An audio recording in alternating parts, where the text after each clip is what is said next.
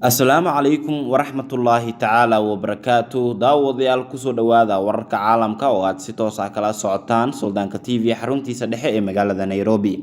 Waxaa warka idin sheegaya anigoo ah Maslax Abuukar Xaaji. Qodobada warkayga aad ku daawan doontaan ayaa waxaa ka mid ah madaxweyne Trump oo shaaciyay qorshe halis ah oo Shiinaha uu la damacsan yahay golaha Congress-ka Mareykanka.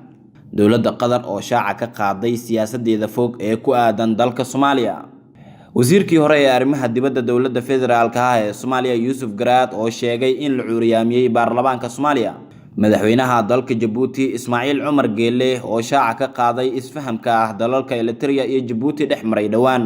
Faysal Cali Waraabe oo ammaan kala duldhacay Cabdikariin Sheekh Muuse qalbi dhagax sheegayna in hal arin uu aaminsan yahay. Madaxweyne Farmaajo oo bogaadiyay guul caalami ah oo u soo hoyatay dowladda federaalka ah ee Soomaaliya. waxaan idiin soo gudbin doonaa su'aasha maanta hase ahaatee ogeysiis muhiim ah. Dhammaan daawadayaasha ku xiran Suldaanka TV wararka iyo barnaamijyada ka baxa waxaan ogeysiinaynaa in wararkeena iyo barnaamijyadeena aan u wareejin doono shacabka media halkaasi oo aad kala socon doontaan toddobaadyada iyo maalmahana soo aadan. Haddaba si aad ugu sii xirnaato barnaamijyada iyo wararka aan sida joogtada ah idinkugu soo gudbino waxaad subscribe noo saartaa shacabka media halkaasi oo aad ka heli doonto wararka iyo barnaamijyadii ugu dambeeyay sida aad haatan ugu xiran tahay Suldaanka TV.